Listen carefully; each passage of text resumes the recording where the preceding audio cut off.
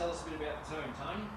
Yep, so originally started out racing by myself with help with Ash, and I was buying and selling a few cars, parting them out and selling them to make a bit of extra money and keep the parts for the good parts for our cars. And I brought one car and come back, and I sort of said to Ash, you know, the Australian title's here in Latrobe shortly. Is there anyone that we could, you know, put in the car? And Jamie Bricknell's name come about. I didn't really know much of Jamie, only that, you know, he was a good guy and helpful at the track, you know, in the past, answering questions and trying to give me a few pointers of where to go.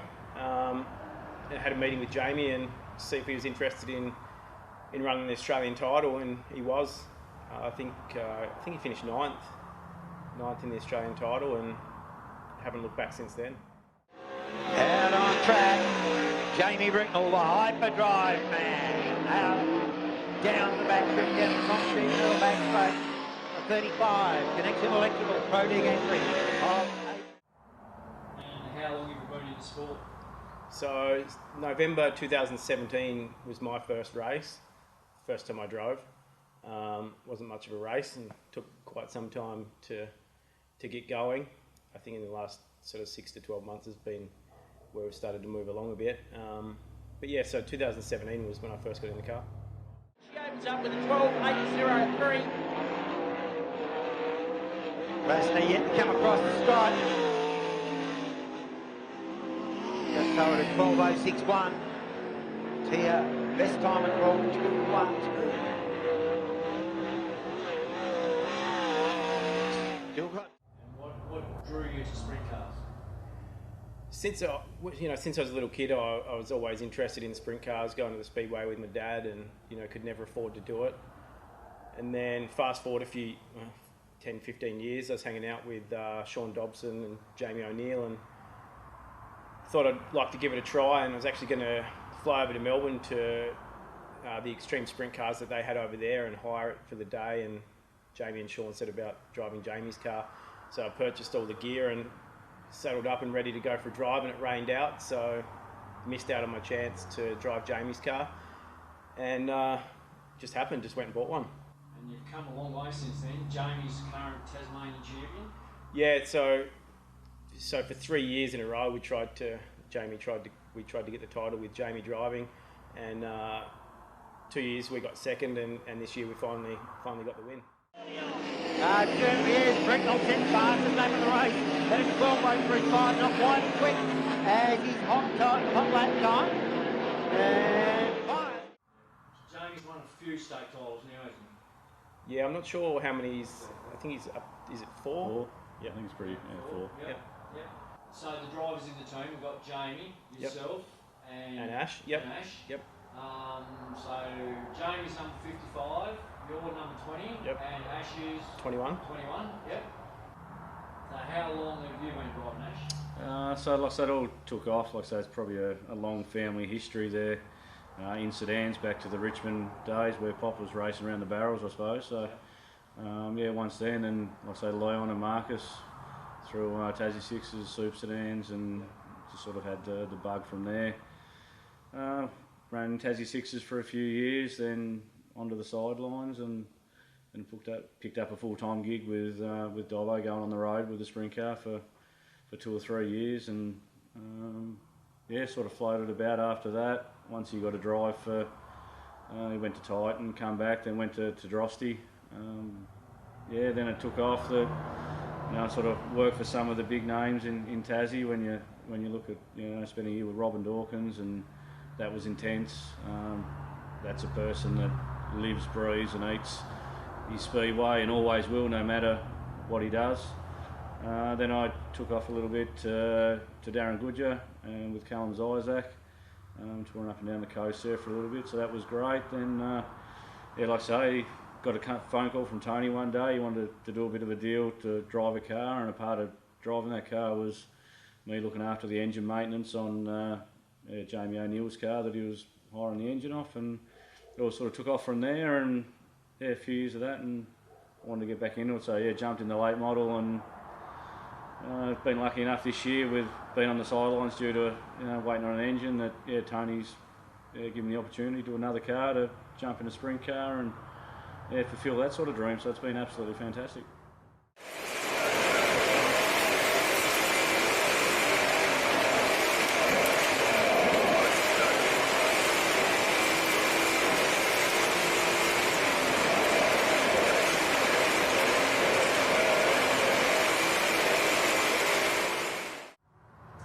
Did you drive anything else before we got into sprint cars, Tony? I come straight from dirt bikes. Raced dirt bikes since I was 6 through to sort of 14, 15, and got to the stage where my parents, were getting pretty serious into it. And parents sort of said, righto, it's time for you to pay for it yourself, and didn't really want to do that. And didn't really take it serious either. So yeah, dirt bikes is where I was at, and that's all I'd done. So I hadn't even been in a go-kart before, where a lot of the guys come from go-karts and stuff like that. I wanted to go into Speedway, and I always talked about it for a few years, going into a 500 first. But then when I knew I was serious about wanting to do it, I didn't want to waste any time going through the divisions. I just thought we'll just jump straight in sprint car and go from there. Straight into the deep end. Yeah. Hyperdrive. What can you tell us about Hyperdrive, mate? So Hyperdrive, obviously, electric go-karts.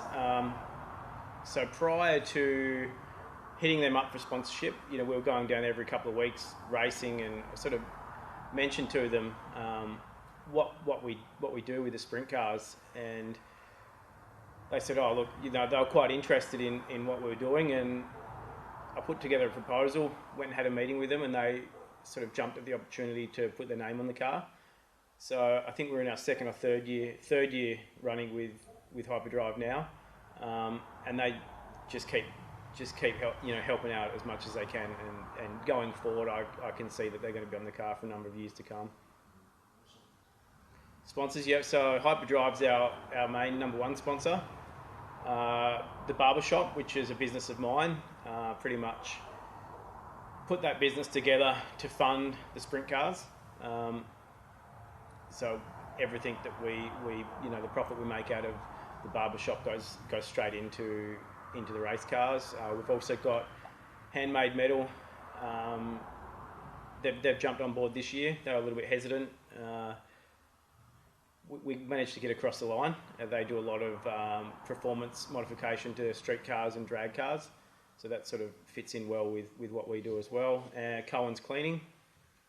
Brad Cohen's been around Speedway for a few years with Tassie Sixes and late models, and he's having a couple of years off, so he helped out and wanted to be involved a little bit. And we've got Talon Bodyworks. They've come on and paint all our panels and make sure the cars are looking as good as we can every weekend.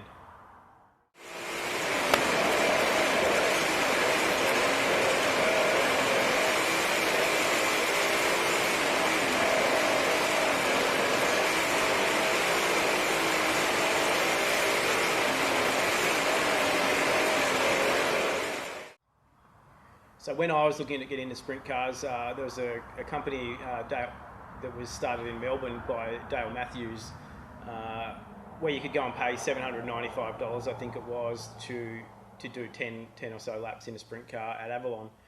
They had a 2-seater, and that's where I was going.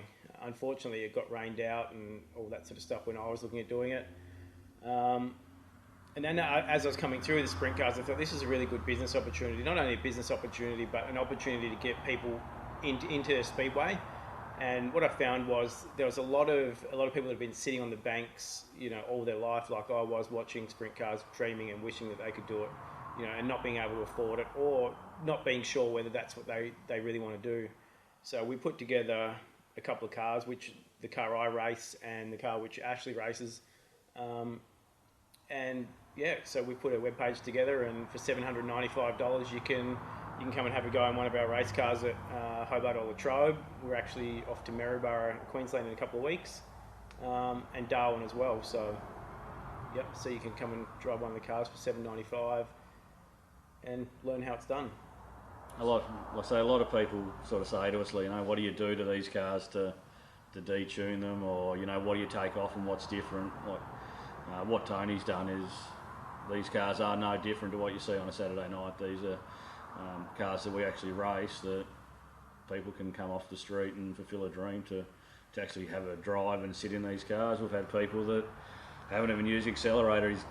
The smile that they get from hopping out of these cars is second to none, and probably the most common people we get are out of go-karts, so very familiar with racing itself, and that they want to come and apply themselves and probably prove to mum and dad that this is a path that they'd like to go down. So it's just a promotion for not only the sport, but for getting young talent in there too. Like I say, we've got Ethan Wiley coming through at the moment that's straight out of go-karts, and very quickly proving that he can be a front runner, that's for sure.